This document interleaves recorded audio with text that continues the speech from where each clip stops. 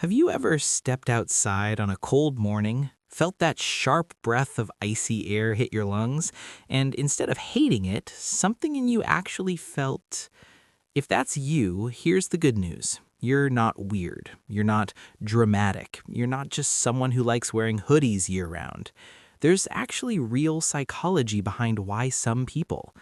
Because if you've ever wondered why you think clearer in winter, why you feel calmer when the temperature drops, or why hot, sunny weather drains you faster than your phone at 1%, this video is going to make a lot of things finally make sense.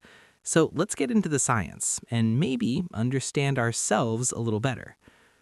You know that feeling when you open a freezer and the cold air hits your face? Now imagine that, but on a whole body level. That's basically what cold weather does to your brain. But here's the psychology behind it. Cold temperatures actually activate your sympathetic nervous system, the wake up, focus up system. That's why winter air can feel like nature's coffee. You feel sharper, more aware, more grounded. And for people who naturally struggle with mental fog, low motivation, or those days where everything just feels heavy, the cold can feel like a reset button. Sometimes all you need is that breath of chilled air to snap you back into yourself. Here's something most people don't realize. People who love the cold are often more introspective, not introverted necessarily, just thoughtful. Think about winter for a second. It's quiet, still, slower, and psychologically, that stillness does something powerful. It gives the brain space to think. For people dealing with stress, procrastination, or feeling behind, cold weather creates an environment where there's less noise and more clarity. You're not sweating. You're not overstimulated. You're not fighting the heat, the sun, the exhaustion. You finally get to just think. And some of the best decisions, ideas, or personal breakthroughs happen in those quiet, cold moments. Let's be honest. Life gets messy. Schedules, emotions, expectations, all of it piles up. And hot weather, it adds to the chaos. It's sticky, unpredictable, draining. But cold weather, it gives you something very underrated: control. You can warm up with layers. You can adjust your environment. You can make yourself comfortable. Heat overwhelms you. Cold lets you adapt. And psychologically, people who love cold weather often crave that sense of control, not in a bad way, but in a "I need to feel grounded" way.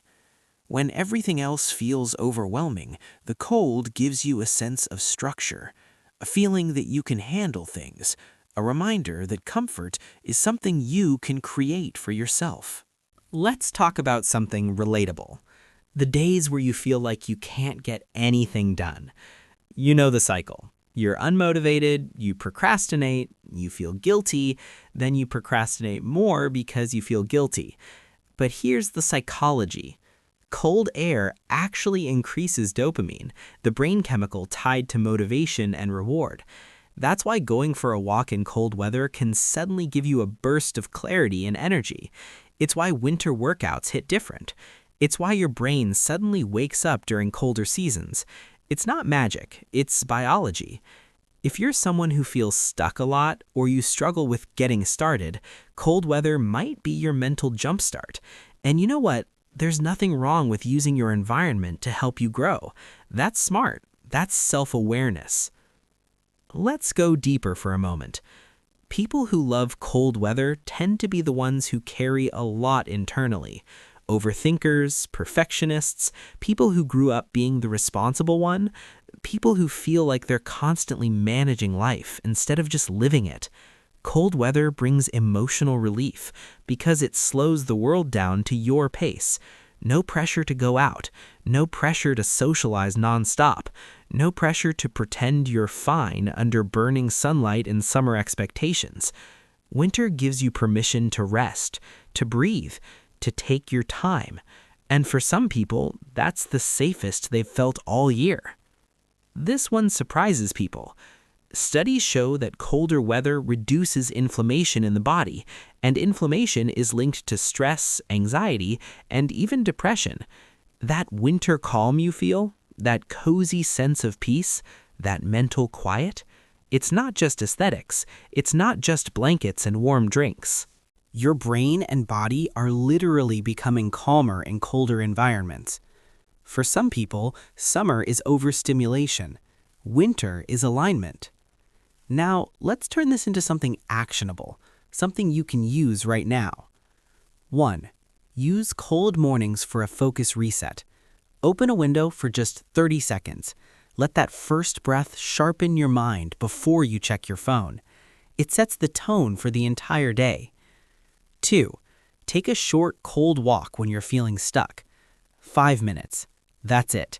You'll feel your motivation climb simply from the dopamine boost. 3. Create a cold season routine. This could be journaling, reading, planning, anything that helps you slow down and think. Your brain loves structure in colder months. Give it some. 4. Let yourself rest without guilt. Winter is nature's rest season. If you need a slower day, take it. You're not falling behind, you're recovering. 5. Do one thing that uses the calm to your advantage. Clean a small corner of your room. Start one new habit. Write down one idea. Cold weather makes clarity easier. Use that clarity. So if you're someone who loves the cold, here's the truth. You're not fragile. You're not antisocial. You're not too sensitive. You're someone who thrives in clarity, someone who feels deeply, someone whose mind works best when the world finally slows down enough for you to catch up. Cold weather doesn't change you. It reveals the version of you that's been there all along. Calm, focused, thoughtful, and capable. So try one thing tonight. Step outside for just a moment. Breathe in that cold air. Let it clear your head. And let yourself reset, even if just for a few seconds. Small steps build real change. And if you're ready to grow, I'm here with you. Let's improve together.